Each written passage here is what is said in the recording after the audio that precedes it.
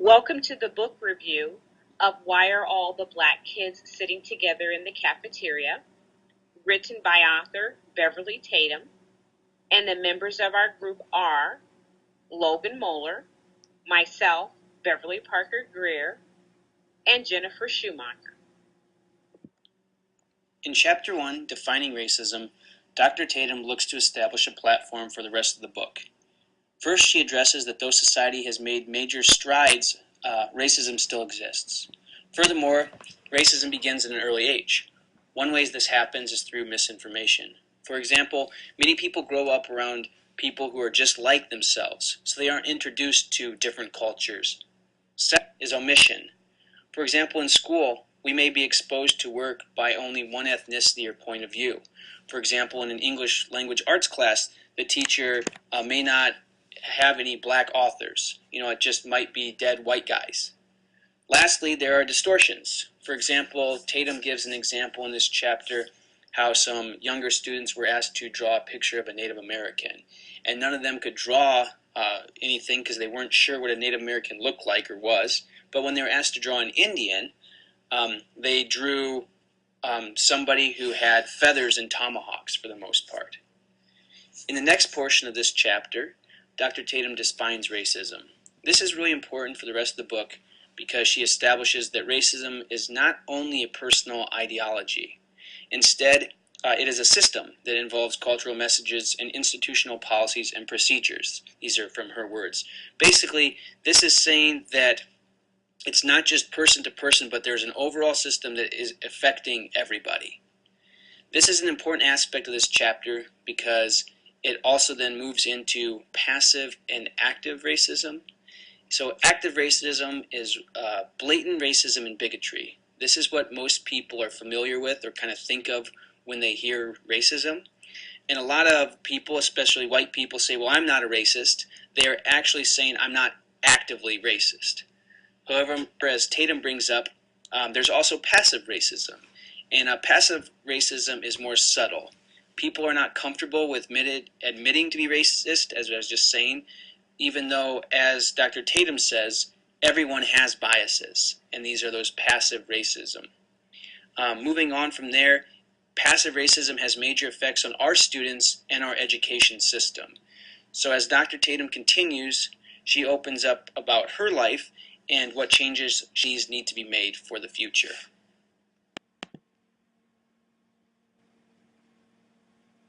The complexity of identity.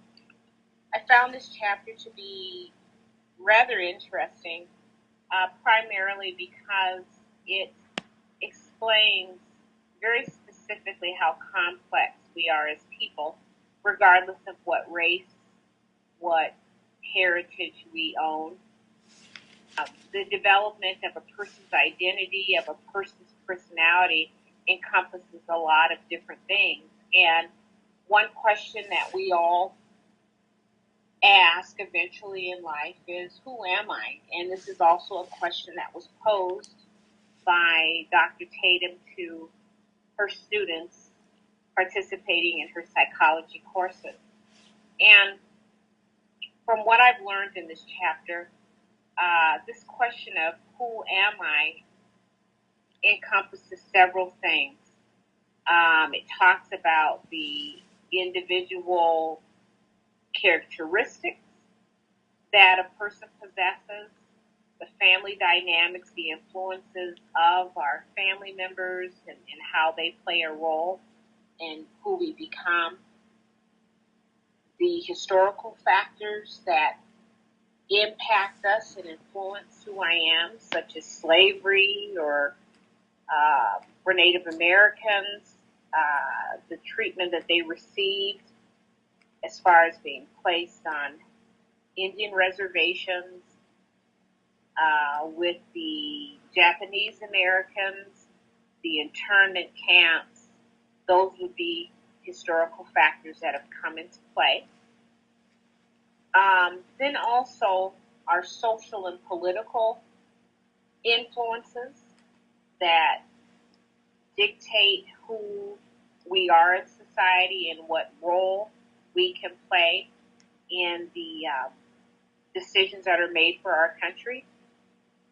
And then lastly, all of these things together cause us to reflect on the past and where we've come from and where we are today, but also to give us an awareness of what's around us at this time. In addition to that, in having these questions about who am I, we also look at the multiple identities that each person possesses. For example, myself, I'm African American, Black American, I'm a woman, I'm a Christian. There are many categories in which each of us fall, but specifically in this chapter, Dr. Tatum addresses this question, and what she noticed when asking this question to students of color, they would usually identify themselves by their ethnicity or their racial group, saying that they're Puerto Rican or saying that they're Black, saying that they're Native American, what have you, whereas the white students only occasionally mention their cultural heritage. For example, German heritage, Irish heritage, Norwegian heritage, and very, very seldom identified themselves as white. And perhaps that's because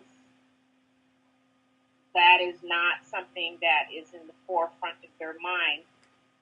They see themselves as being normal, and so the reflection on being white American or being Caucasian is not in the forefront of their mind. And then we also looked at the other in society, which is usually a person that's set apart or exceptional for whatever reasons, usually not in a positive way, but they are looked at differently in the eyes of society. Them and us would be a good way to describe that. And then lastly, in this chapter, we addressed domination and subordination, looking at dominant groups versus subordinate groups. And in our nation, in our country, the dominant group would be the white race. And the chapter talks about that particular group holding power and setting the parameters by which everything functions in our society. Also labeling the subordinate group as being defective or substandard, less than the dominant group, and stating the fact that the norm of humanity has been established by the dominant group. Everything in our society has been based on the white race, and all groups of color work around that standard. And then lastly, in that chapter, we looked at the fact that for the dominant group, it is sometimes a disconcerting image to see. It's a disconcerting message to hear that there is visible inequality amongst the races because of the existence of the dominant group thinking.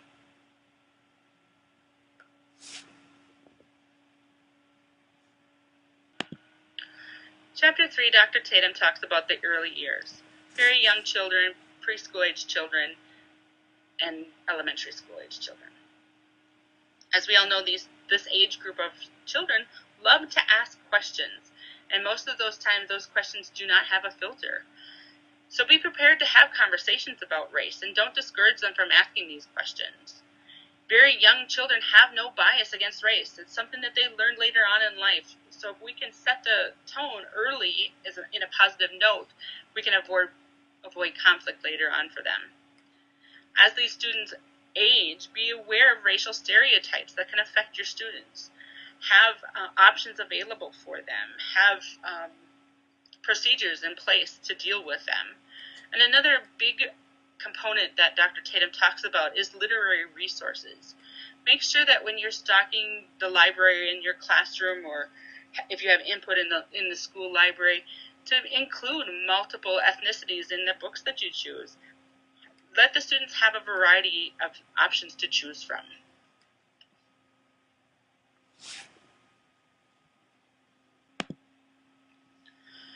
Chapter 4 is the identity development in adolescence.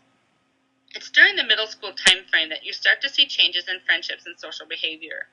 This is the time that she coined to ask the question, why are all the black kids sitting together in the cafeteria? She also states in this chapter the 5 stages of racial identity. The first one is a pre-encounter, so before the student even realizes that there's a difference. The encounter, once that difference is made obvious to them, then they have immersion, and that's where they start to think about what does it mean to be a person of this race. Then internalization comes next. What does it mean to them to be a person of this race? And internalization commitment is the final stage, and that's where they are fully solidified in their thinking of what it means to them to be a person of this race. One of the other ideas that she wants to make known in this chapter is oppositional identity. And that's when students of color start to identify themselves with the stereotypes. Being poor in school or being good in school, being a good athlete or a poor athlete, whatever the stereotype is, this is where they start to identify themselves with that. So one of the things she suggests doing for your classroom is to provide role models beyond the same 3 men. Everybody knows about Martin Luther King Jr., Malcolm X, Frederick Douglass. She wants you to step outside of those and find other people of color that can be a role model for students. And one of the examples that she has given in this chapter is from the Boston School District in Boston, Massachusetts, and it's called the Metco Project. And during the Metco Project, inner city children were bused out to the suburbs to go to school. And at first, this project was failing, and they took a look at it, and then they gave these students, I believe it was the last hour of the day, a chance to all come together as a group and talk about the situations that they were facing and what was happening. And after they incorporated that time for them to come together, improvements started happening, and they started happening pretty dramatically. So I encourage you all, if you get a chance, to look up the Metco Project. It had some really good examples of how you can make things successful. In Chapter 5, Racial Identity in Adulthood, Dr. Tatum opens up with a story about her own racial identity in young adulthood. During college, she had been on what she called had been an immersive experience. It was much different from when she had been in high school at a predominantly white school. So during college, she moved through what she calls crosses stages of racial identity. Most importantly, as she talks about this, she said how she moved into the stage of having a positive sense of racial identity. So during this time is when she spent more time, she said, with black students like herself, and she got to speak what she calls a new language at the time. Dr. Tatum goes on to explain that this time period can be tough for black students who are around a predominantly more white campus. She also writes how black students need to have a place to feel rejuvenated and kind of anchored in their cultural community. Importantly, as Dr. Tatum reminds us, that you don't have to go to college or a university to have this similar experience. There's a need for a safe place in which people can construct what she says is a positive self-definition. And examples of places like this in the black community she brought up were, black churches. Next, Dr. Tatum continues by explaining how there's a cycle of racial identity development. And she said the cycle is a good way of explaining that there is a sense of going over or through the same situations on many occasions. So that's why it's kind of cyclical. And important to this chapter is that midlife identity can be one of the most difficult times, she says, because many times in midlife and aging is when people think that we are more comfortable with ourselves. But she argues that it becomes more difficult for racial identity because of all the increased responsibility. Not only does one now have to think about themselves, but they're potentially making decisions that affect their children. She said there becomes a realization that their racial identity choices are going to have long-term effects and consequences for their children, and this adds kind of that new level of stress. Just as the title then of our book suggests, Dr. Tatum also addresses the whole cafeteria idea in this chapter, and she believes that's a good idea for Black people to have colleagues in their workplace that they can sit with. She says that white people are often unaware of how stressful it can be to be in a constant position of being an extreme minority, which is something that in South Dakota might be a little more than other places. And this is important to remember as we are dealing with our students, because we also need to remember that we are trying to help them, our best to help them foster a positive personal identity. So it's important for our students to kind of build this foundation because, as Dr. Tatum says, this issue does not go away, when the students are older. This is something that there's, a cyclical thing throughout, lives of personal identity. So it's very important to, to build that foundation to grow.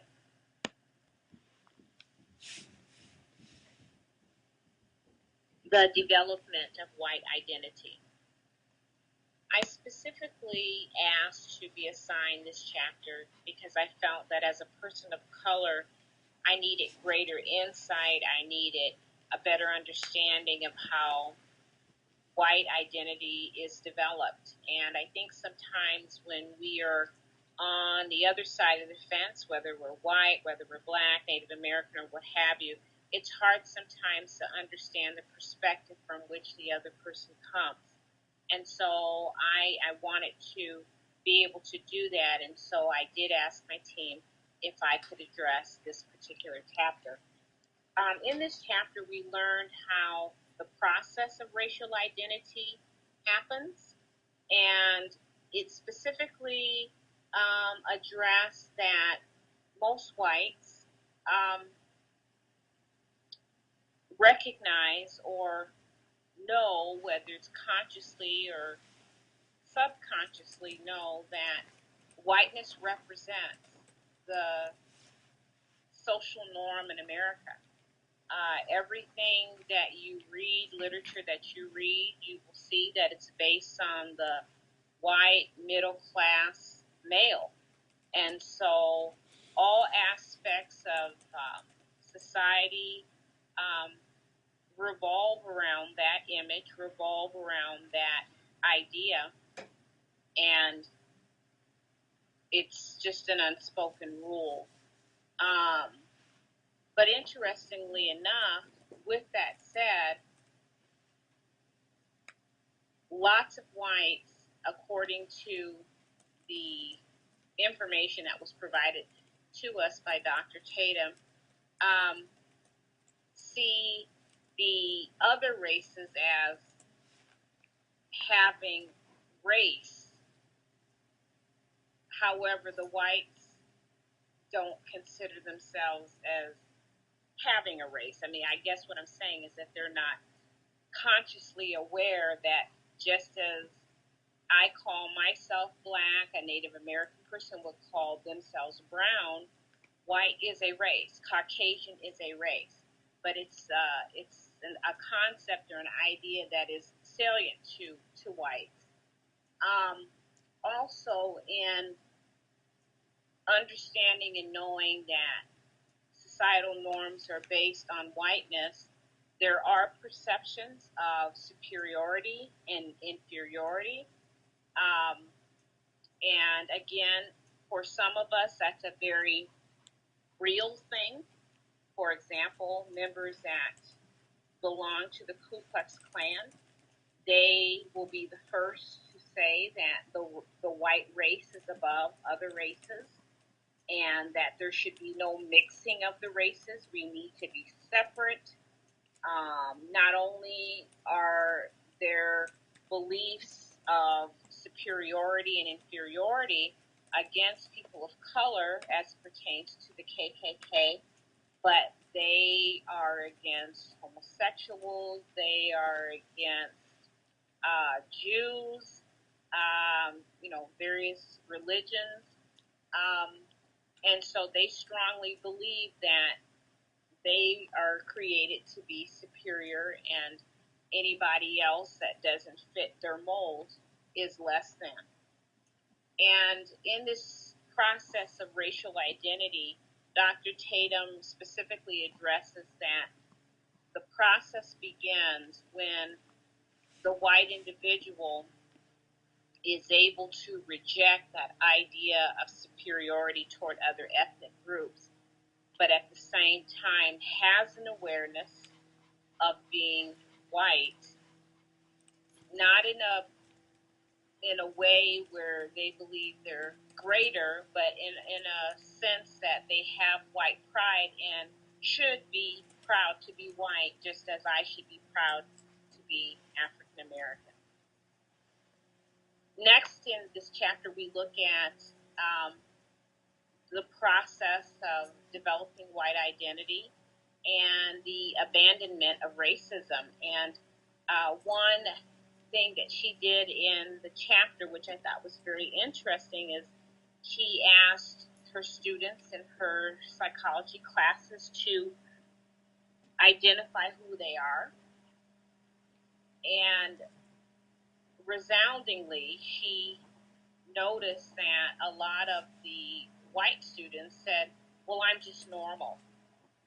Almost like there was very little awareness that normal for them is not normal for a black person or normal for a Pacific Asian person or for a Native American person, that whites systemically have an advantage. They have what we refer to as white privilege.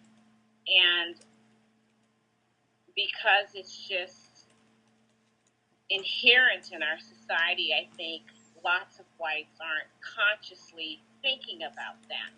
But their normal and my normal are two very different things. Sometimes you'll also, as whites are trying to abandon this whole idea of racism, you will hear some say that they're colorblind, that they're completely free of prejudice. Unless you're actually blind, physically blind and can't see, there are no colorblind people, and there's not a person that's free of prejudice. We all have prejudices, whether it's because of race or whether it's because of body size or what have you. Every person has some kind of a bias or some kind of a prejudice against something. And as I said, we all see color. Even children who know nothing about racism can look at one person and tell that this person is brown and this person is a lighter color and this person is more that is evident to a child. So I strongly believe that as adults we can see that. And then lastly, as it pertains to abandoning racism,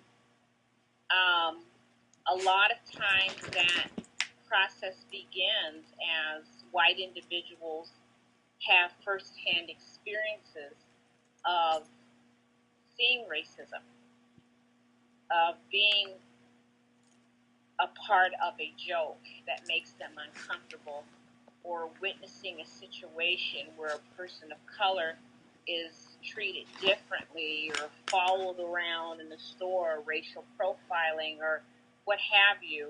where that white individual visibly sees the difference that's being made in one person versus another.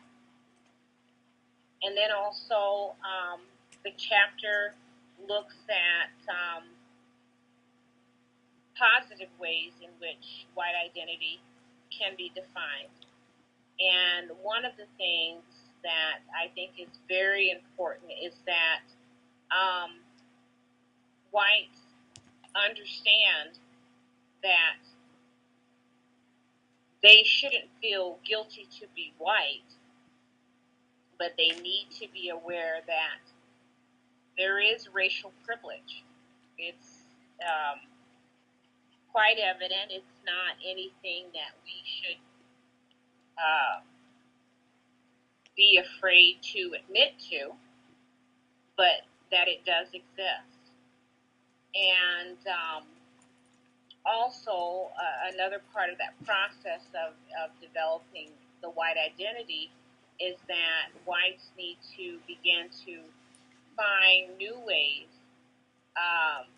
to feel good about their whiteness beyond always having the sense or carrying the role of being the victimizer toward other groups. And then lastly, probably the best part of the entire process is that in developing this white identity, whites are asked to be allies, to speak out against, our system of oppression and discrimination, and challenge other whites to do the very same thing, to be a voice, to speak out against what's wrong. And then lastly, a lot of us feel like, well, what can I do? I'm just one person. What's my voice going to do in the big scheme of things? Well, we impact many places and many areas of our lives, and that could be in our homes and talking to our families when we hear things that are said that are not right, speaking out against comments, against jokes, against racial slurs. That could be also in our classrooms as teachers, as educators, not allowing students to make racial comments, inappropriate comments. It could be in our church, in our workplace, in the teacher's lounge, in the wherever we are. So we all have plenty of opportunities, not just whites, but we all as individuals have an opportunity to make a change, and should understand that that change begins with me.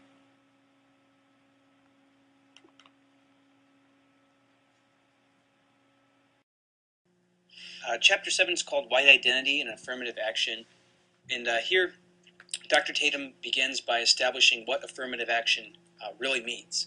So many people have misconceptions about this topic. In fact, a lot of stuff that Dr. Tatum talks about at first is how people say they're for affirmative action as long as it doesn't affect them.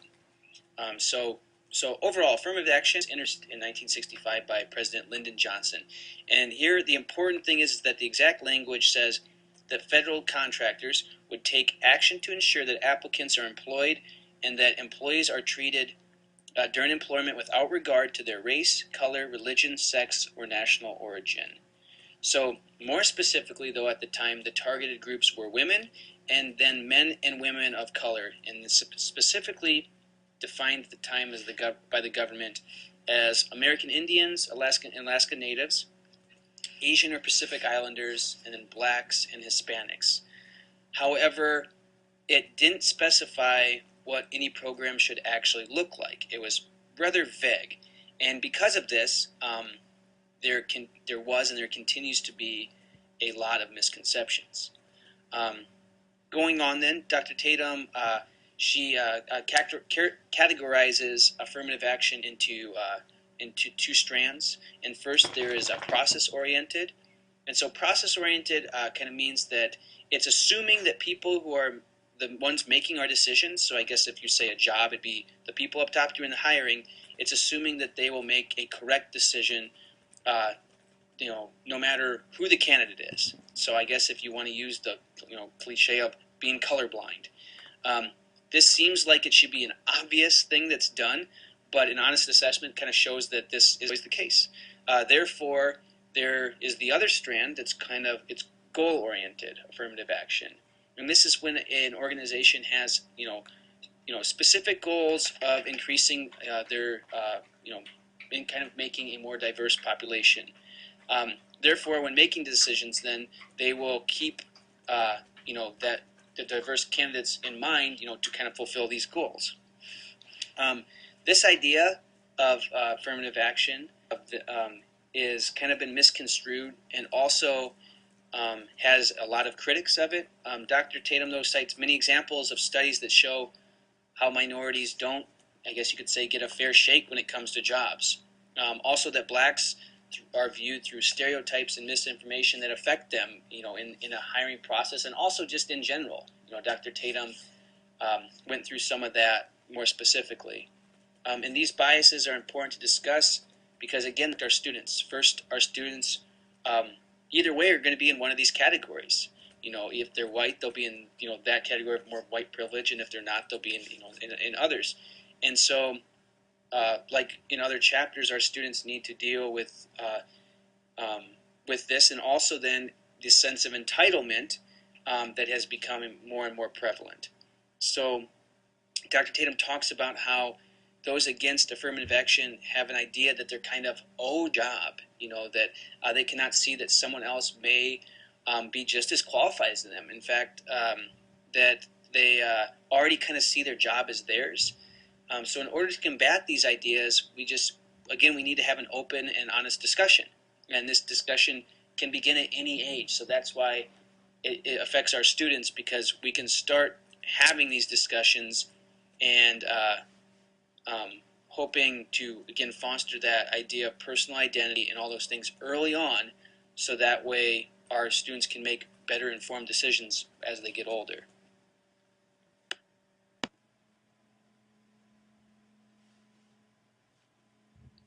Critical issues in identity development. I really enjoyed this chapter. I think I liked it specifically because it allowed us to take the focus off of the black-white issue and to realize and to embrace that there are other groups, Latino, American Indian, Asian Pacific American in this country that have also been disparaged, marginalized, and endured atrocities within the American culture. And so I welcome an opportunity to learn more about these groups and some of the things that have happened to them over the course of American history. So one of the first questions that comes up in the chapter from Dr. Tatum is, what does it mean to be? And again, she addressed each specific ethnic group. And what she brings out in this part of the chapter is that these groups have, over the course of history, been pretty ignored, somewhat forgotten, and in all honesty, kind of invisible. And I say invisible for the fact that when you think of blacks and you think of their struggles, and you think of civil rights, you're looking at leaders like Martin Luther King Jr., Rosa Parks, some of those forerunners that were right out in front and led the marches and, did all the things that they've done in history to make life better for all people. But when you think specifically of any Asian Americans or even perhaps some Native American leaders, current leaders, or current Hispanics, although there have been lots of movements in the past in which we had Hispanic leaders that we're trying to make life better for Latinos, it oftentimes appears that the people with the loudest voice have been blacks. And so when we look at these groups, we're able to see that the tide is changing, and that a lot of these groups that have been silent, that have been quiet, are beginning to speak out because they want social justice, just like blacks have asked for. She mentions in the chapter that the same model that was used for African Americans is the model that applies to all people of color. And as these groups are forming their racial identity, there are 4 specific cultural conflicts that they will perhaps encounter. One being assimilation, in which the individual from a particular group is trying to accept the American culture, but at the same time is denying his own cultural beliefs and values of his native culture. We also look at withdrawal, in which the individual completely rejects the American culture, the dominant culture, and chooses to gravitate even deeper into his native culture. We look at biculturalism, which is kind of a sense where the individual is caught between 2 worlds.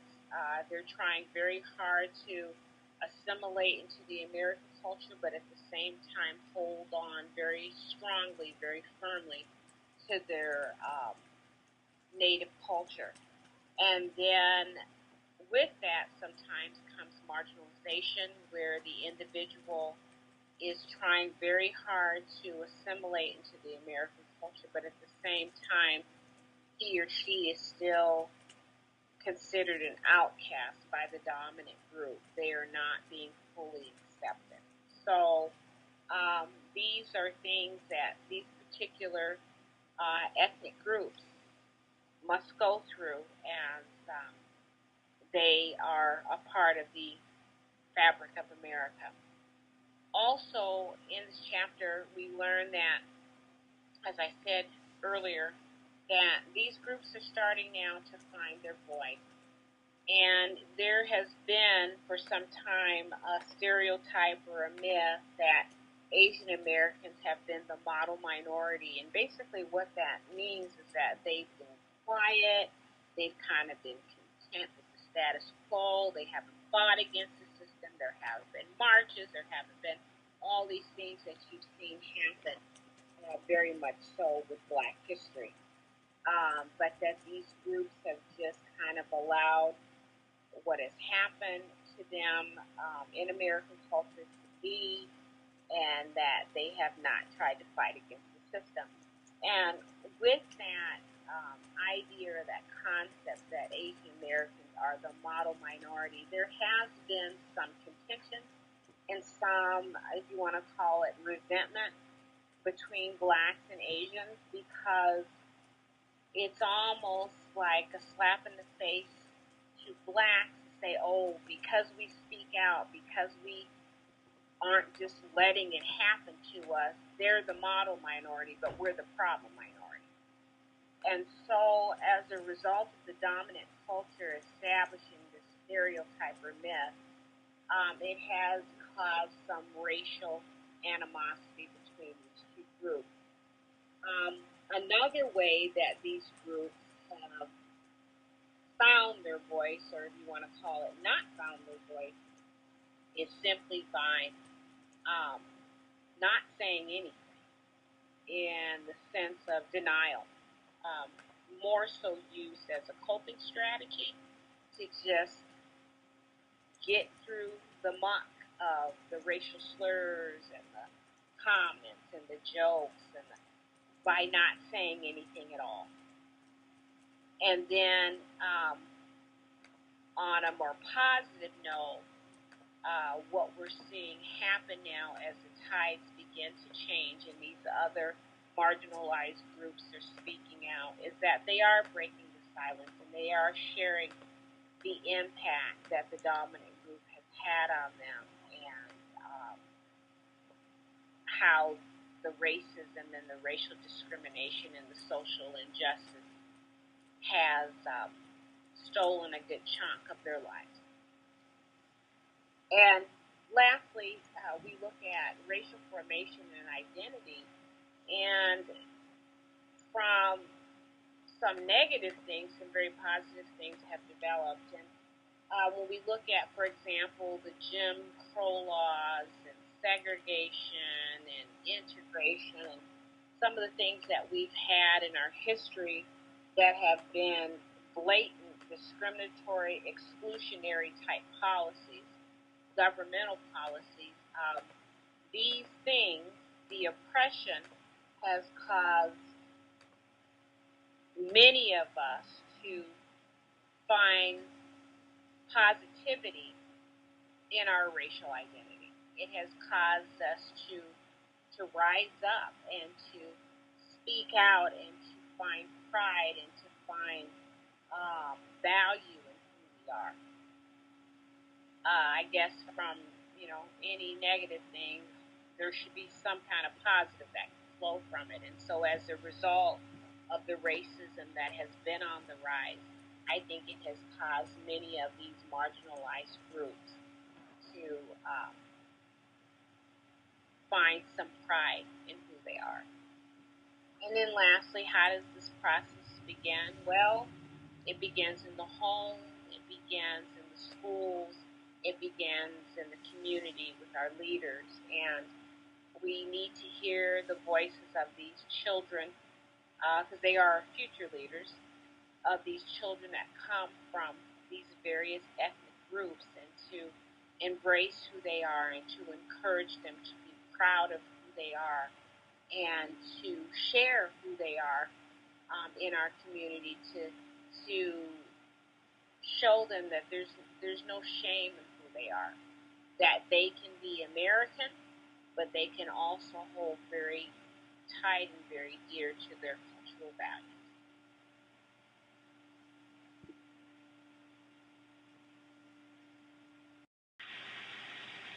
Chapter 9 is the identity in multiracial families. And she opens this chapter by asking the question, but won't the children suffer? And both black and white races ask this question of biracial families. However, there is no research to support this statement. There doesn't seem to be a greater hardship for these children due to having two different races. However, the question that possibly should be asked is of the child, and that is, which race are they most comfortable with? Which one do they identify with? And this is something they should be allowed to make the decision on their own. They should be able to choose which race feels like a better fit to them. However, respect should be given to both races that the child is a part of, and the child should not be made to feel guilty or bad about choosing one side or the other. After this, she starts talking about some historical factors that affected biracial children, and the one that I thought was most significant was called the one-drop law, and that stated that if you had one drop of African American blood, you were considered black, and that didn't matter what you physically looked like. So that limited the students on their not only their ability to identify, because they may have been born with blonde hair, blue eyes, but yet because of this one drop law, they were considered black and they were not allowed to choose. One of the things that she talks about next in the chapter is that biracial children actually have a greater sense of their own identity. They have taken the time to think about what it means to be them, what it means to be a part of this race or that race, and they've made that decision. So they've got a little bit more greater sense of self than maybe you would see in other children of the same age. And the last thing that she brought up in this chapter was for adoptive families. And she made some really good points about what you should expect if you adopt a child of a race that is not your own. And she said, be prepared to provide positive role models from within their own race. Also, she's just, letting them be a part of different social and community events of that race. Encourage them to participate in these things and to identify with people of their own race. And she also made the statement that if you're unprepared, and she gave an example that if you get a chance to go back and read it, was actually a very sad example. If you're not willing to do this, that it really is unfair to the child, and perhaps you should rethink your reasons for adopting a child out of your own race.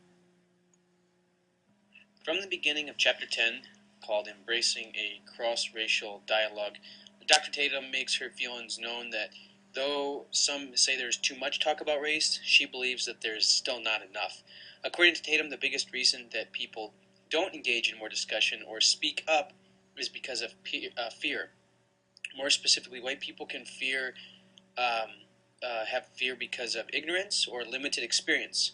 And fear also kind of requires us to take an honest look at ourselves, and sometimes this can be uncomfortable.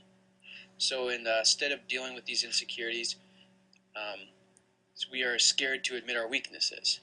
Dr. Tatum uses a story from a well-known white writer named Christine Sleeter. And Sleeter talked about how conversations about race-related issues were prominent between her colleagues of color.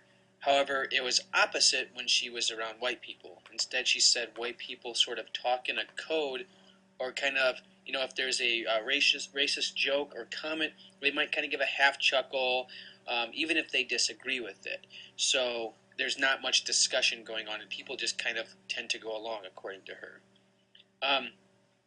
Then also, as the chapter moves on, Tatum talks about how we need to begin, this discussion, if it's around a table with colleagues or family at an early age.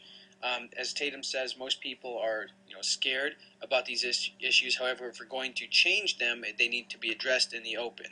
And this is also then where our students need to develop a deeper understanding earlier on. Not only will this open them up to having more, to getting to know different people and having different experiences, but it will also make kind of the fear of the unknown go away. And then though some people in this book say this book is about, it's mostly about black and white people, the ideas and concepts are not limited to these groups. And also, sure, there has been changes in, not only in society but education, but we still have a lot more to change. So we can't just continue to have dialogue, though. We also need to actually have some on these issues.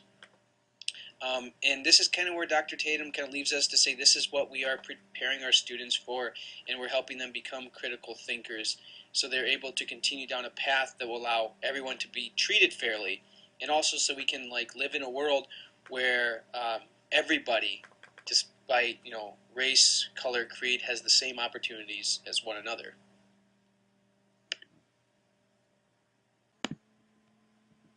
So in the last little part of this book, continuing the conversation, Dr. Tatum talks a little bit about the future, and a few things that are important to remember is that racism is still very highly prevalent in our judicial system.